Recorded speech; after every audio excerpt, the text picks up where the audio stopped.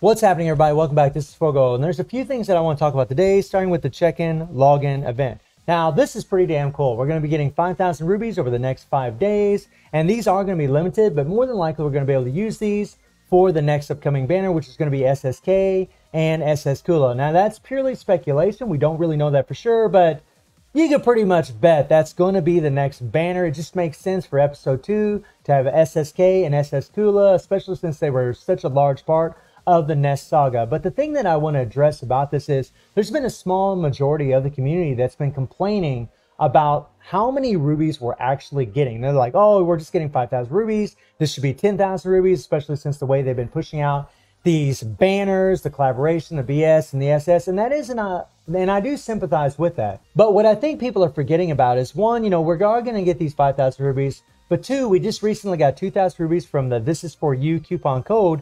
And I believe people are just kind of overlooking and forgetting about the fact that they added the amount of rubies that we get daily and weekly. So this used to be we only would get 100 rubies a day.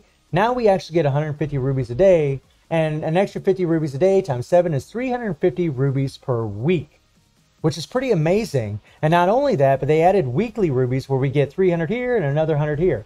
So that's another 400 rubies per week, which is a total of 750 rubies per week.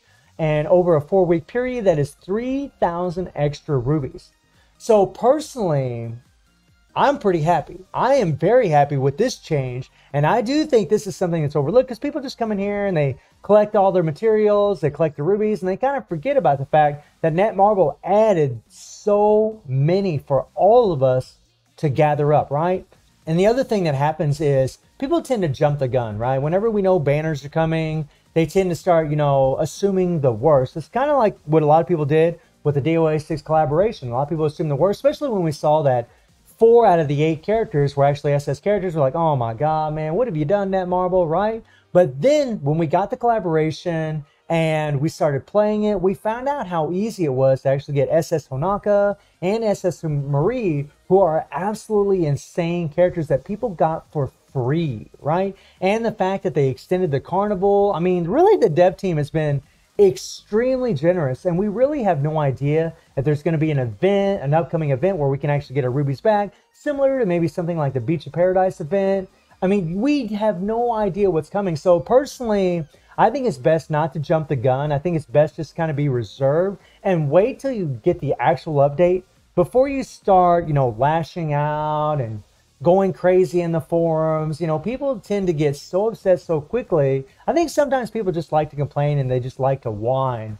So I just wanted to address that issue really quick. All right, so the next thing I want to talk about is this data mine information that was released to me, which is these experience bottles. Now, this was something that was actually data mined over a year ago, and I actually made a rant video about this because I felt like it was too much too soon for KOF. We just weren't ready for this kind of thing because you need an insane amount of memories. And for those of you that don't know, what experience bottles do for your characters is they level them up. Once you get a character to 1 star, use the experience level 1 bottles to level them up. When you get them to 2 star, then the experience bottle is level 2, 3 star, level 3 experience bottles, and so on and so on. So when you see level 5 experience bottles, that means 5 star. When you see level 6 experience bottles, it means level 6, and so on and so on and so on. So when you see this, it means 10 star.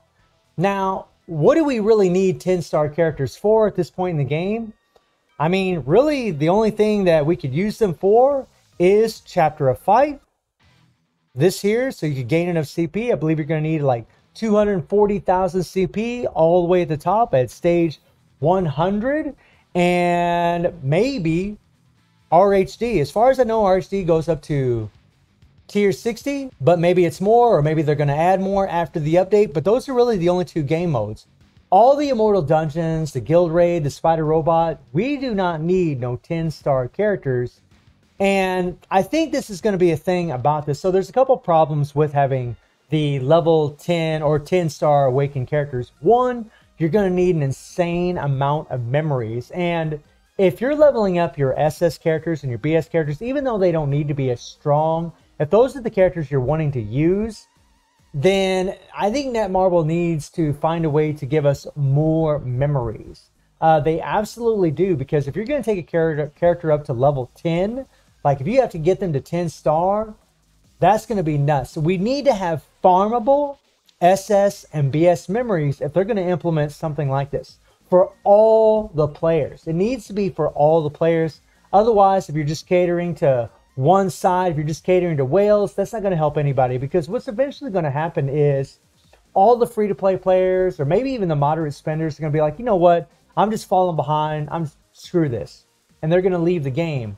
Whereas in the whales, they're just going to leave the game, because the whole point of being a whale for a lot of whales out there is to flex. And if they're just playing against other whales, they're not really going to be flexing so much, will they?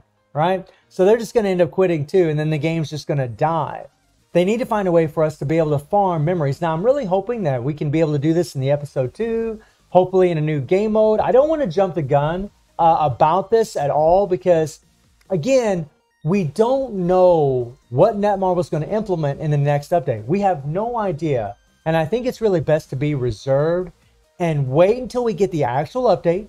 Wait and see what's actually coming for us before we start ranting and raving and losing our minds, because that just doesn't help anybody. It doesn't help our cause. It doesn't make anything any better. And all hate does is causes conflict, and conflict just causes more problems. And another thing is, this is just data mine information, and you should always take data mine information with a grain of salt. You shouldn't believe anything you see on any of the data mine videos I've done. Don't really believe it until we actually see it in the actual update. And that's something to always keep in mind with these data mines. You know, I mean, a lot of times, you know, again, we'll jump the gun and we'll flip out, and you really should always just be reserved until the actual update so you can see what we're actually getting before you make a judgment call. Now, when we get the update and we feel like, you know, it's being unfair, we feel like it's separating the whales from the free-to-plays, then we'll call them out. We'll say something about it. But I would just ask all of you just to, you know, be reserved, you know, take it all with a grain of salt, wait until the actual update. So let me know how you're all feeling about the 5,000 rubies, the level 10 experience bottles, and I do stream on Twitch at 9 p.m. GMT plus 7 time. The link will be in the description below, and I hope you enjoyed the video. Thank you for watching. Y'all take care and have a good one. See ya.